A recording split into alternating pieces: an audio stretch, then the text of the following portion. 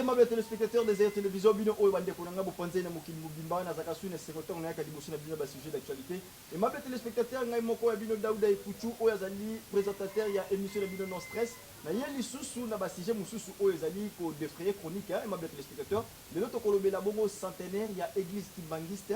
Ba combat politique na ye ya Simon Kimbangu, ba combat religieux ya Simon Kimbangu pe na héritage oyo atikela biso attaque ba africain to pe ba indo to rebela lisusu bongo décentralisation oyo et salamaki to pe découpage administratif oyo salamaki na démocratie du Congo. Est-ce que ezali ko kende malamu to ko kende ndenge oyo ba animateur to pe ba o ba initiateur dango ba monelaki tokosola yango na kati ya émission oyo mabé téléspectateurs nazali ngai moko te bomesano nazali na mwana mboka adresse ya Mbemba oyo azali analyste indépendant to yaka pour analyser en toute objectivité pour que Congo kaka nde triomphe na pesi mwana mboka adresse ya Mbemba mbote na yo mbote ndeko Daouda mbote na balandi nyonso ba téléspectateurs mbote na bandeko bazali banda mboka équipe technique nyonso ya Air Télévision administration mobimba mbote na papa Jean-Marie Tubandi po aza kosunga biso na befort azosala po ete tokoka kotombola mongongo mbote surtout na mama Elise Tubandi kota azali na bana na pese mbote makasi mbote na madame mama po na mukanza na bana et puis merci na yo moko mingi na opportunité ozopesa nga ntango nyonso po ete nakoka kopesa makanisi na oyo etali conduite to fonctionnement ya mboka na biso. Très bien. Et même téléspectateurs, nous sommes au République démocratique du Congo. Vers les années 1921, et c'est là qu'il a prophète Mokabimaki à la personne de M. Simon Kimbangu, Oyo amena ba combat ebélé, amena combat politique lié à Télémela Mundele déjà à l'époque wana, déjà fait instaurer le système religieux mo bien Kimbangi, mon amboka lelo Oyo Simon Kimbangu centenaire. Est-ce que célébration à centenaire, ils ont que de mesurer au moins il y a un ndenge ni comment est-ce que bah tout ça pour célébrer centenaire il y a grand homme spirituel Simon Kimbangu.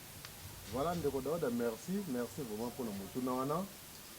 Omoni mboka nyonso mboko ya solo mboko ya malunga eza mboka oyo ebaka kohonore to pe kopesa valeur na bato nyonso basila kobunda bo bitumba ya solo po mboka ane kenda liboso yo omona na histoire ya mboka na biso ba Kimpavita ba Simon Kimbangu baza parmi bato babundaki komba ya solo parce que eza na bato ebele babundaki eza na bato babundaki mpona bafamille na bango pona mabumu na bango pona ba intérêt na bango mais ba Kimbangu baza parmi bato photo balelo sans crainte d'être contredit par qui que ce soit baza bato babundaki combat ya solo parce que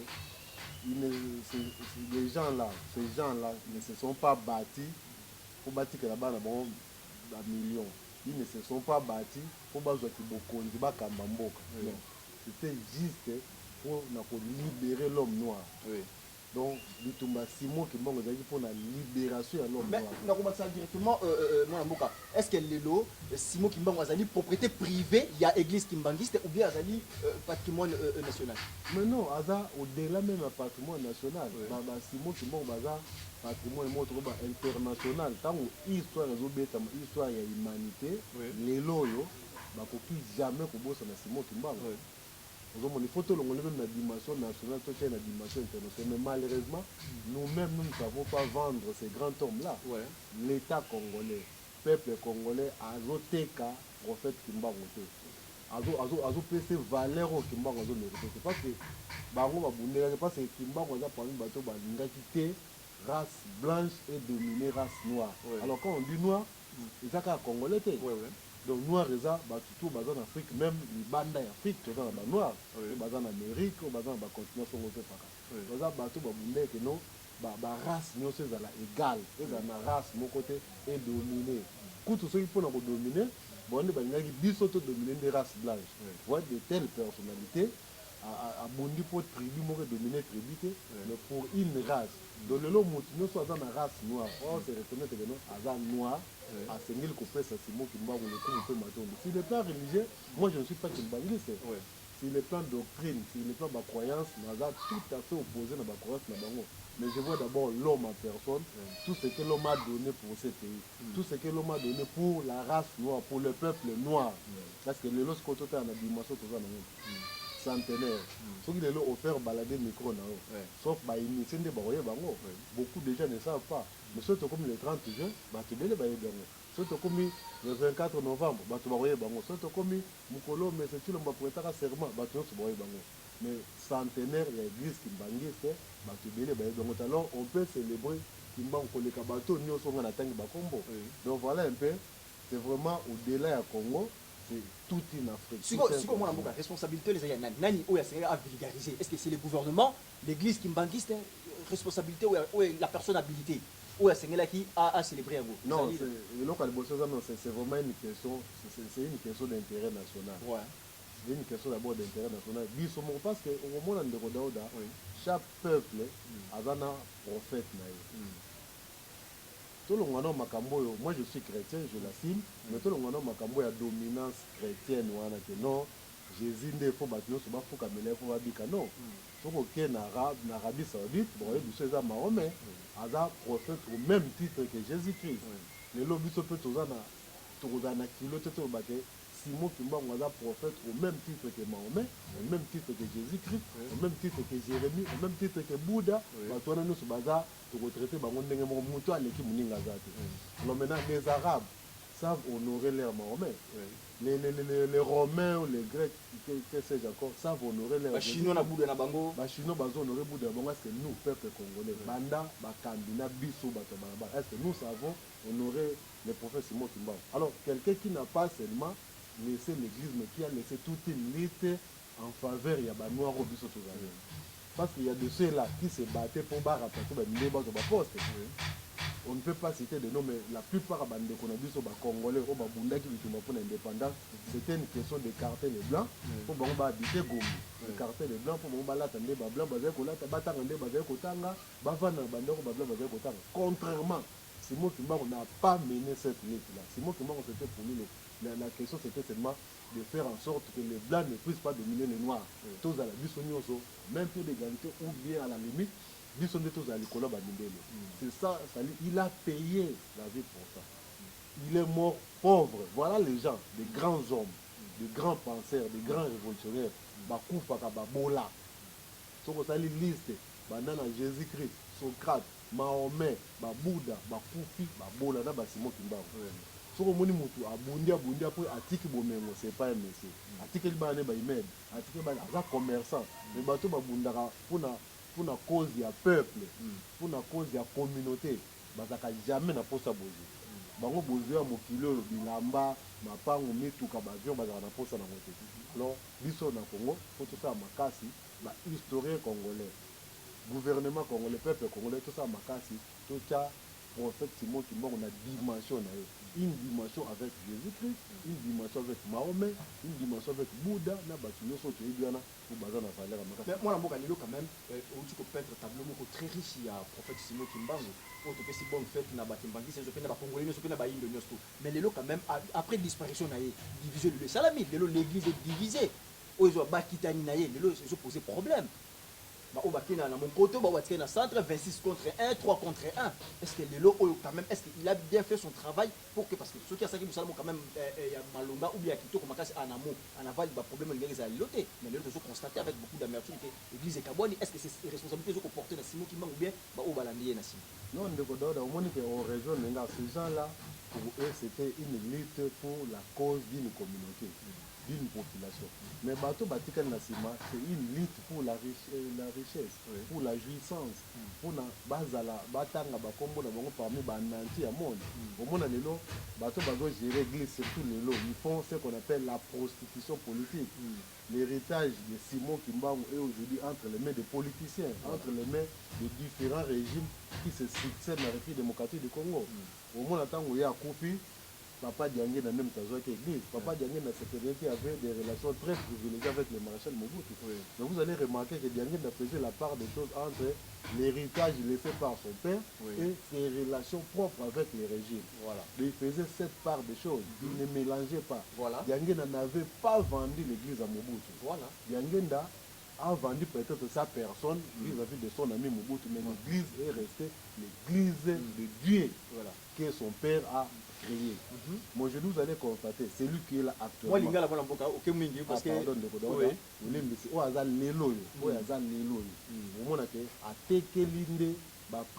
l'église. C'était hier, c'était Joseph Kabila. Joseph Kabila a combattu plus que Kimbangiste. Akoya na kamba sali onyoso lingi akobima akindi basima akindi biloko nyonso et puis basali na ba prophétie wabi que papa Simon Kimbangu lobaka quatrième président akoumela libela reine na kozala na suka te. Est ce que Kimbangu papa Simon Kimbangu, prophète Simon Kimbangu pouvait se rabaisser à ça la prophétie à l'occulta? Bon, parce que dans son histoire Kimbangu n'a jamais fait une fausse prophétie. Voilà. Biloko nyonso ya lobe ezalaki ya malamu parce que lui akokaki koplate motu te. Soki azali koplate blanc te oyo banoir nyonso bazali koplate ye aplataki blanc te. Vous imaginez papa Simon Kimbangu akokaki koplate badirige ya mboka oyo.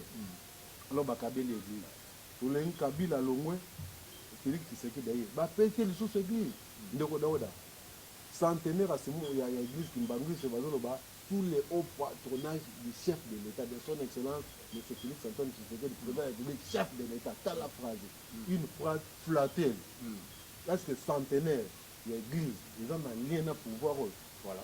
Tout beau était pouvoir en tant que patrimoine. L'église Kimbangu, c'est le patrimoine. Patrimoine non seulement national, mais un patrimoine international. Gouvernement congolais, peuple congolais, a un devoir de accompagner le qu'on a pu réussir. Voilà. Mais ceux qui m'ont accompagné, le gouvernement a été mission. Parce que a une obligation de mission. A une obligation d'assister l'église matériellement, financièrement. Même moralement, pour l'église et qu'on célébrer centenaire, mais on ne peut pas donner cette connotation sous le haut patronage. Non, sous le haut patronage de Dieu, parce que Kimbangu était un serviteur de Dieu, c'était un envoyé de Dieu. Voilà. Il n'était pas un envoyé d'un président, patronage à Moutoumou. Ce qu'il y a comme patronné, c'est que nous avons patronné. Est-ce que le commun a ce patronage, on a ce que ça perd des substances? Mais comme on dirait matinée politique, et comme on dirait événement politique, on va faire patronage à Moutoumou. Le quand même, la politique divise, mais la religion rassemble. Est-ce que la politique n'a religion, est-ce que mais nous avons tout exemple l'église catholique. L'église catholique, ils ont un rapport et bien à président. Mais ce qui président régime moko et ça l'église catholique a voté les médailles. L'église catholique va cabaye on a pouvoir. C'est basé on va dire yo régime nous avons église au manipulation. Il y a une force l'église catholique. L'église Kimbangu parce que les église na biso. Noir nyonso. Ngai naza Kimbangiste mais en tant que noir l'église Kimbangu c'est ça patrimoine. Je suis fier de l'église comme Kimbangu c'est na kati ya mboka na ngai. Et puis en Afrique pe na mikili. L'église Kimbangu c'est oya ya Simon Kimbangu non oya Simon Kimbangu. OK, faut préciser. Oya Simon Kimbangu il y a tikaka tikelaka ngenda qui naza fier. Très fier. Alors maintenant lingi jamais attention ngana comme président de la République base d'église on va faire ça on est sacrilège ndeko Daouda.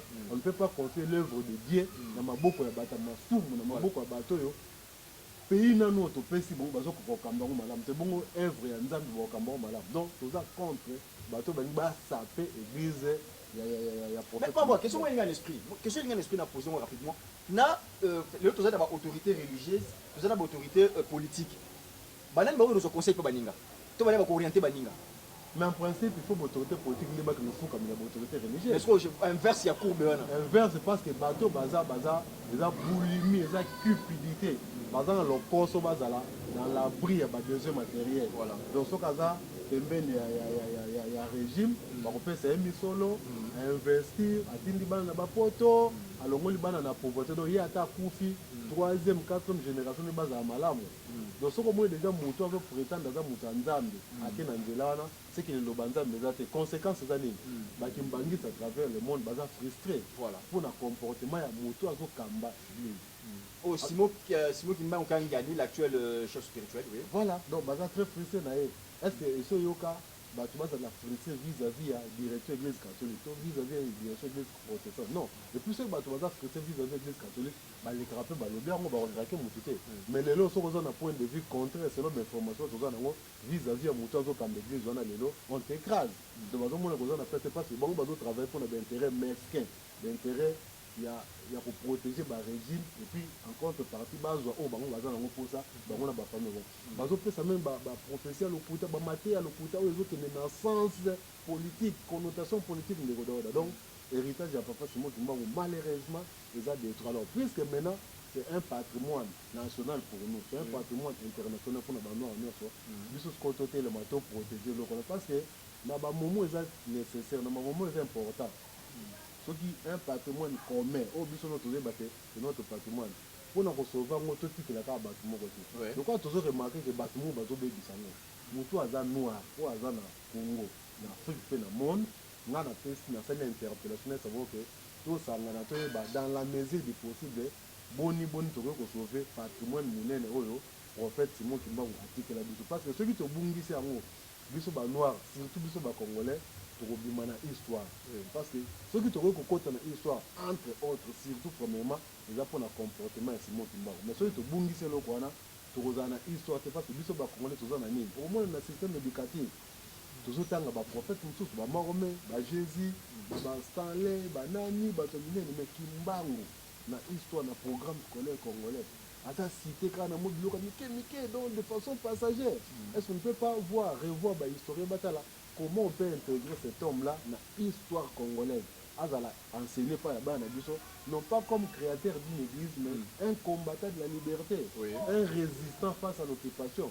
donc eza malamu mingi mpona biso peuple congolais moi mboka lelo quand même siko so totali lelo succession na ye eza koposer problème eza koposer problème est-ce que quelque part asalaki mosala na ye malamu te succession lelo ezoposer problème oyo lelo kamba lelo bamosusu batiaka makolo te kamba oyo ezali terre moko centre lelo bamosusu batiaka makolo te groupe oyo bakokende kuna te analyse oko ezali par rapport mais c'est parce que actuel directeur église asaccaparé le patrimoine tala siko niveau ya kodésacraliser personnalité même ya moto oyo biso tozokomisa moto biso tozobanga parce que biso bato toya libanda tozobanga ye makasi mais kamba wana eza reconnu comme ville sainte eza lokola Mecque eza lokola Jérusalem eza lokola baville wana oyo moto nyonso ezaki mbangisi aza na posa akende akokende na kamba asali oyo alingi même si yo bazoconteste yo il fallait kofungola kamba soki okangi kamba vous pensez que okanisi ke ozo exclure catégorie ya bato mais vous crachez sur la mémoire ya moto ozobenga aza soki koko na yo ozo cracher na mémoire na ye est-ce bamusulman na bao bazalaka contre na bao bazalaka pour fonctionnement islam est-ce que ntongo bakendaka meke bapekisaka motu non baopekisa motu te okini osali même bato mosusu baokende mais comment bino bokoma na catégorie ke une même église une église fondée par une même personne bato mosusu bakota bato mosusu bakota te eza foti na ye te ndeko mpona yana motu na eza foti ya bakambi oyo baza na église sikoyo balingi sont des cloches contraires te balingi point de vue contraire te soit za na nsima na bango na mensonge na prédation bazosala soit otelemeli bango mpe batio libanda soki olandi bango comme ça tu marche ole na bango eza kaka ndenge politique ezokamba oyebi bien politique na mboka oyo biso bato tozopesa baopinion contraire na régime actuel toza na place te mais mosala baozwa te même l'administration publique baocomplike ovivre donc soit otikali na linie na biso onyokwami oza libanda masolo soit ondimi lokota ondimi kobeta maboko comme ça bakoti na masolo donc soki lelo ekabwani eza mauvaise gestion alors face à ça olia kosala guerre makambo kosala guerre ezoti na makambo église bakoki kosala guerre jamais il faut kosangisa soit koimposer kofaire comprendre bato bazogere lelo ke eza ya bango te voilà ntango eloko esalamaka bango mpe bazalaki ya kobotama te soki bazwi privilège ya kokamba bango peut-être pour des raisons familiales ou comme ça biso tokokota wana na kati te me bayeba te eloko bazogere eza meme eloko bakimbangisi te eza patrimoine ya banoir donc un noir américain akoki koyawa atie mpe makelele azwi église kimbangisi adirige yango un noir akouta soki na haïti akoki koya awa atie makelele azwi mpe église akomokambo donc eza eloko na bao te daye na mikolo ezoya cette famille là tokosala makasi azala même propriétaire ya gestion église te tokobota bo parce eza ya bango te c'est une affaire de tous les noirs il faut totelema mpo tobatela patrimoine wana eza affaire ya tout le noir ezali patrimoine ya bayindo nyonso tout tokotelemela yango pour que makambo ekende bongo na ali mwana mboka tokoti na deuxième sujet na biso ezali bongo décentralisation oyo tokendaki biso tokutaka na référendum epi baaplikaki yango est ce que lelo décentralisation oyo na bambula oyo tosi tosali oza komona ngo ndenge nini oui ndeko daoda merci na motuna no bato baza averti bato baza na bwania bato baza na bososoli basalaka soki batamboli après batalaka nsima bayeba kote oyo towuti tosali deja nini po ete tobongisa totala bafaiblesse bafai oyo tosali komisa tobongisa mpo mikolo ezolanda tokende liboso na ndenge ya malamu me biso toza na système le chien ya bois la caravane pas c'est puis babaka le train déjà démarré yo bato bokoti na train te botikali bozalaka na mission na bino mpo bopangosama ya mise wana eza terme bafoti na biso bampeyaka na otala motuna na omona ke instauré système ya décentralisation 26 provinces de façon que to rapprocher ba gouvernant donc bakambi na population to bingo ba gouverner de façon que tomoneke mboka eza monene selon bahypothèse ya bato ebele bamoneke mboka eza monene moto aza na Kinshasa tokoma na fin fois azali na difficulté alors soki gouverneur oyo aza mwa pembeni akoki kozwa ata velo akomi atali likambo ezoleka soki mwa saki ya sime eza na province po ekende na district ou bien ekende na territoire osala ntango molai te mpe badifficulté eza molai te anadi avant tokende likambo wana totala meme temps mais soki otali baraison wana oyo opesi wana ke résoudre des problèmes non réponse eza claire to résoudre nano ata problème moko te parce que lelo au fur et à mesure mboka ezotambola toremarke ke pasi ezobakisa parce que na mboka motu to banano lelo est ce que système wana esimbi eza kotambola malamu ti avant tokota na bakati lelo système ya décentralisation est ce que marché ou bien non système ya décentralisation emarché te mpo na nini mpo ezalaki accompagner bamesure d'accompagnement ezalaki bamesure d'encadrement ezalaki parce que chaque système chaque projet soki botiango en place eza na bamesure d'accompagnement bamesure d'encadrement oyebaki en cas de ceci osala boye bapeke ntango tolance eloko boye biloko nini tosengeli kobakisa mpo likambo wana etambola est ce que biso sikoyo question tokopose est ce que ntango batie décentralisation est ce que les moyens ont suivi parce que c'est une question que dans un délai, banda 2006, dans un délai à 3 ans, il fallait que bani nous les effectifs. Donc nous avons ça vraiment en 2009, c'est notre constitution. Bon, on a été en 2015, mais malgré décentralisation, vous avez qui effectif en 2015, mais tout le temps, vous avez qu'on le bilan est sauté. Vous avez comme comme il faut tout ça d'élection, bah il était ma province pour maman. Bandé non ba commissaire généraux wana toyebi makambo wana lekaka et puis donc bagangi ba imposer ba gouverneur bongo ba élection salami mona ke moyen ata moko elandaki te de ti lelo soko tali citation ezalaki avant 26 provinces ezali susu malamu koleka citation tokomi nango après tokomi na 26 provinces donc problème eza na résolu te donc bon problème d'infrastructure lelo kota na infrastructure ya provinciale yango ba assemblée provinciale ba gouvernorat, est-ce qu'il y a quand même infrastructure, en termes d'infrastructure l'État a reçu quand même pour construire, pour mettre l'infrastructure, il y a des institutions prestigieuses. Mais quand c'est pour me dire ma casse avec l'infrastructure, tant qu'on se sur le bac, 26 provinces, il fallait que quand en vigueur 3 ans après promulgation de la Constitution. Il y a acté que le gouvernement central l'occasion a créé des infrastructures à Malamu, où ils ont créé une nouvelle province. Malheureusement, et puis au monde, je me souviens, après l'élection en 2006, à l'époque, où avait dit ministre intérêt, je crois, Denis Kaloume, quelque chose comme ça. À l'Obaka, on a dit que mon Ebimi, le tambour de la province, mon autres, les pauvres Bandakotonga, d'ici que le gouvernement provincial, d'ici que l'Assemblée provinciale. Mais tant que les cas à moi étape, pour après, bon, les aïkis sauté, et l'autre mot, les aïkis ça maté. Les lots, mon a. Ceux qui ont les lots, évolution, vous avez amené bandé, tant vous avez dit, au monde il n'y avait presque rien. Bazo sala na basal, bazo loué, na bacouvent, na mo bandako moko, au monde lelo yo ba assemblée provinciale, et par exemple na Grand Équateur, et puis fondation moko to ça la siège ya assemblée provinciale. Une fondation privée, mais ça le siège ya assemblée provinciale d'un pays.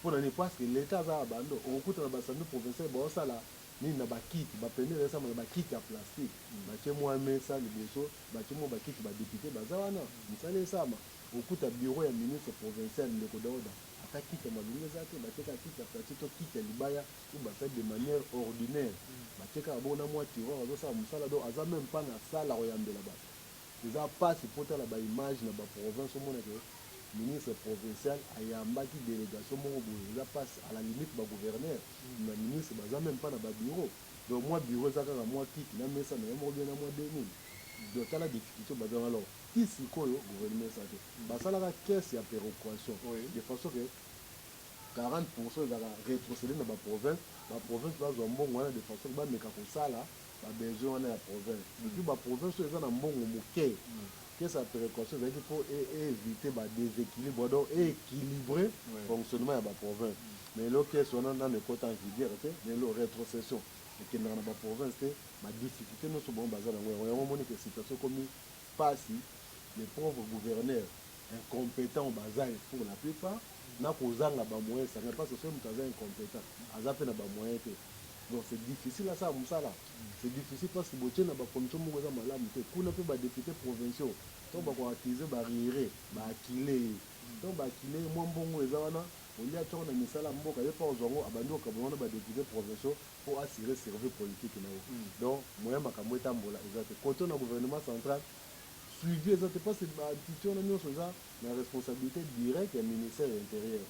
Mon ministère intérieur bazana ka pour ba nommer la territoriale, a nommer ba militaire ba parti politique, a fait sa injonction, a soit mo ba commission na ekuna.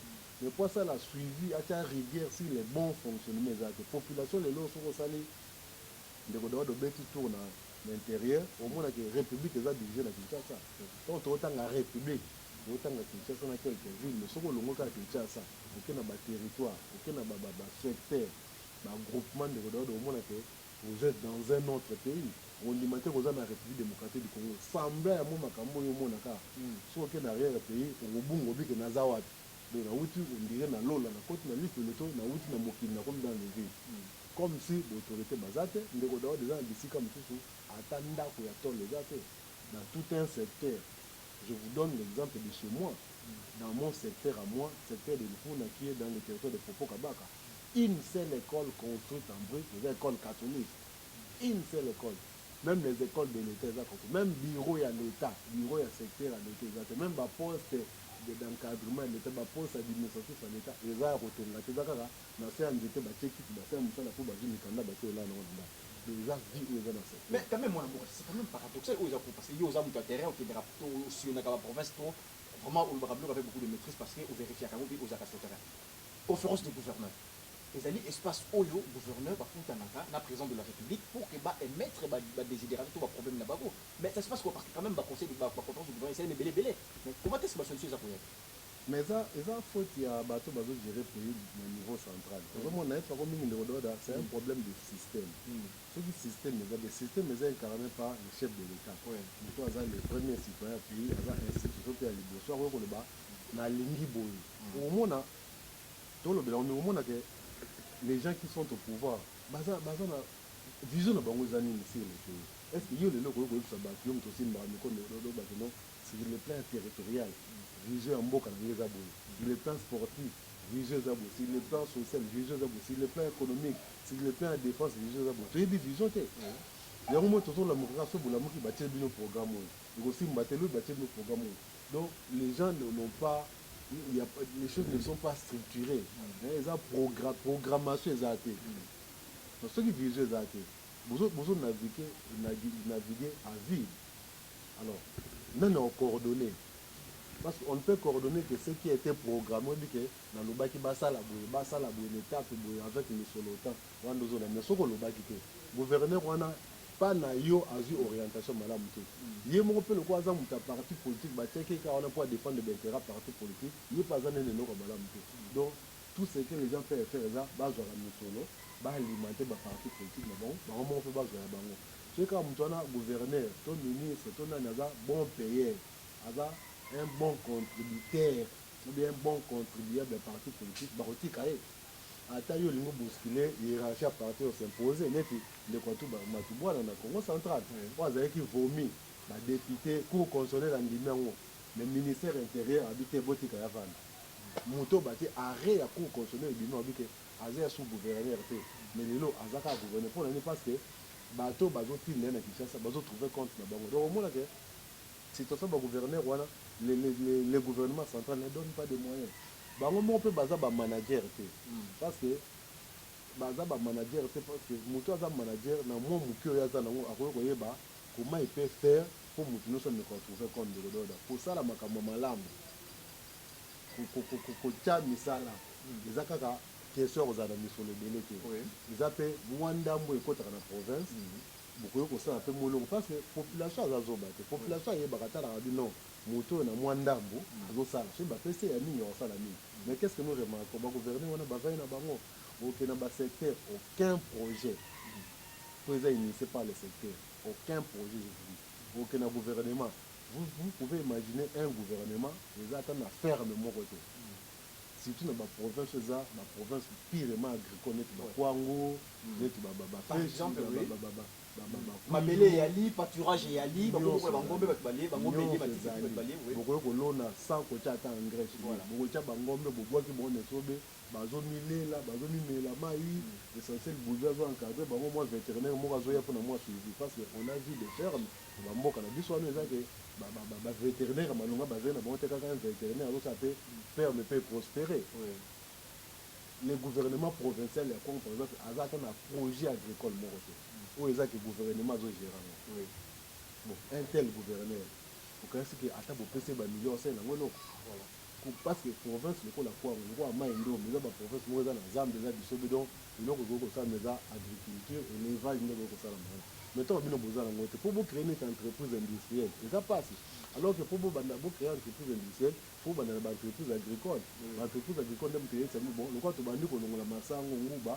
tocréer usine moko ebanda otransforme yango na farine ebanda otransforme yango na huile ozomona il faut secteur primaire ezala valoriser après secteur secondaire eya mais bino na secteur primaire vous ne travaillez absolument pas le bozozela kaka rétrocession bozozela kaka mo bataxe ya mike yango baentreprise bamagasin balibani eza wana efutaka yango nde bino bozozela mpo botia na mabenga mosusu botinda rétro commission na Kinshasa bofaire développer secteur nini province nini oke na basecteur même aucun secteur basecteur onga nayebi aucun secteur on a foti que chef de secteur aza ata na mwa elanga oyo ezaki balonaka ata mwa masango parce que kolona masango kolona nguba kolona anana kolona bitabe pilipili mbwengi na mboka je crois eza moyenne zéro parce que eza na baindividu onga nayebi à lui seul azo récolter 50 sacs voilà il y a maïs 50 sacs il y a 50 sacs ya arachide un individu c'est l'individu aza na tracteur te ntango babongo ata kaka na machette aza na tracteur te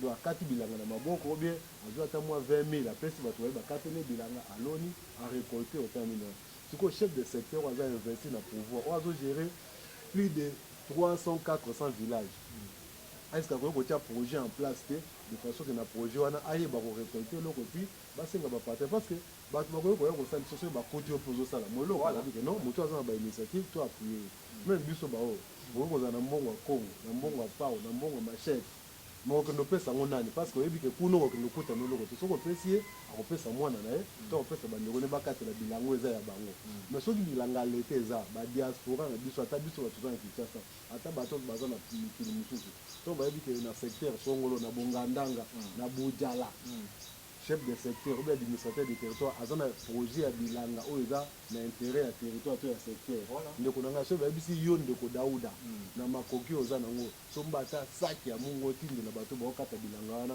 okotinda yango te okosala bayebisi somba ata machine to ozokute 10 000 to 20 000 otinda te tokotinda mais tozokute eloko te ndeko dauda population azonyokoma peut-être osala émission nga na yo réalité wana soki omoni yango okobeta likofi na mio komi mais qu'est-ce que moi je suis en train de voir ici quoi cher encore réseau tali mwana moke ozomona bapanzi libanda suki eza rouge mwana aliaka bien te mwana santé eza mabe parce que kolia malunga eza te kolia malunga eza te mpona nini parce que papa na ye azosala mosala malamu te papa na azosala mosala malamu te mpo aza na makoki te alors que bato bazangi makoki leta nde moto aza censé ya kosunga bato wana mais leta oyo ntango bato oyo chef de secteur bato mpo orésoudre problème ya bandeko baadministre na yo donc baza bachef de secteur moko bafigurant baza bafigurant baza bafan baanimateur ya parti politique oui ata na motu moko aza capable ya koconcevoir projet moko te po atango je vous dis ici non ndeko daoda un individu a récolté 50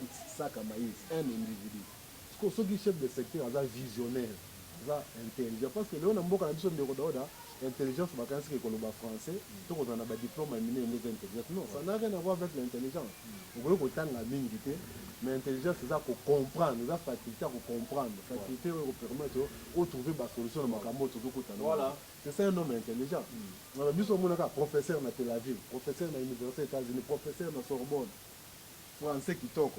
Batoni na cabinet ba président quel problème non résolu na batandeng wana quel problème résolu donc moi mboka to profiter ko bela dernier to déborder largement na timing sur télévision za Limbonga moi ba message na opesa kana bandeko ya diaspora ba projet ba ni tout ramasser que pour conclure oui na ko esa bandeko ya diaspora ba olanda biso papa Jean-Marie to bandia za wana ba contact ba coordonnées na ezali bo contacter bino bato bolingi boya to sunga ba secteur na biso partout na République démocratique du Congo biso tozaka na baprojet tozotravaille kaka sur baprojet soki oza na makoki na yo ocontacte biso comme ça oyebisi biso olingo investir na secteur nini biso tozwaka projet topesi yo moko ke osali makambo de façon que population a trouvé compte na yo soki totikeli gouvernement parce que gouvernement ngo nano eza te na lelo tozosala émission gouvernement ebimi nanu te bazopesa ata communiqué officiel te.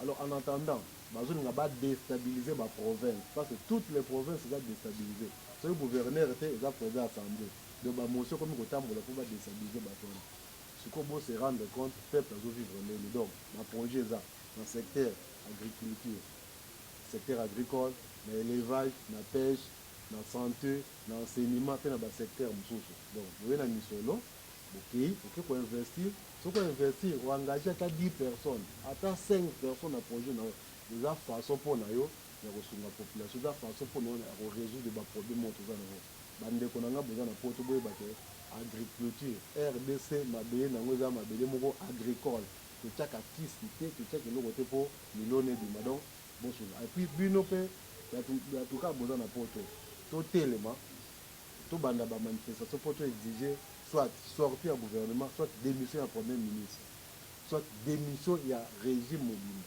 epuis mpo na ambassadeur états-unis oyo azosimixe na organisation interne ya pays na biso totelemela ye mpo atika makambo soki tolali baomona biso toza babolole epuis monde entier ekosaka na biso alors que peuple congolais aza peuple aza makasi aza peuple aza mayele aza peuple asalaka mosala makasi motu moko te akoki komonela biso na tondi bino botondi ndeko daoda. Merci aimable téléspectateurs eza mpasi eza mawa biso eza na kati ya mboka oyo situation ezali intenable situation eza très difficile lelo soin de santé ekita pas à nécessité ekoma luxure kotangisa bana na bekola bien elongwa nécessité ekoma luxure kozwa même transport mwa taxi ekoma luxure donc faut comprendre niveau toza kovivre na mboka oyo lokola toza na balingision te lokola mboka mo ezaka na bato te c'est la loi des jungle nde eza kosala na kitasa mbongo nyonso ekendaka bainstitution politique baprésidence de la république baprimature ministre premier ministre wana na bamasa na ye bafai na hotel moko na suite na bazodepense $8500 par jour.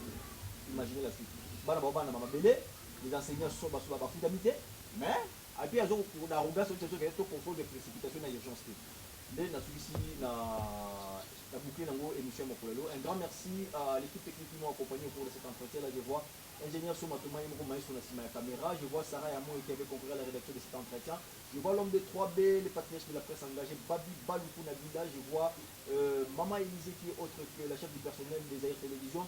Un grand merci à l'inoxydable du média international Papa Jean-Marie le B50 de la presse internationale, comme j'aime bien l'appeler, qui est autre que le boss, le DG des Air Télévision. Naga Bino Daouli Koutou, na zali na sémotion pour l'émotion na bino, surtout za posa ba suggestion na bino, ba suggestion na comment il faut la photo comme ça comme ça na bino. Et puis toujours rappeler ba fidèles téléspectateurs nyonso oyo nan ba s'abonner na page YouTube de Zai Télé 1, Zai TV 2, Zai TV 3 et puis tous na page Facebook na tout ça la live Zai Tap Africa, puis tous na ba box oyo zali na 6000 chaînes, les autres comme déjà na photo vous sur mani massivement pour faire pour programme bien na bino à la prochaine fois dans ma bye bye, kilo maboto na bino.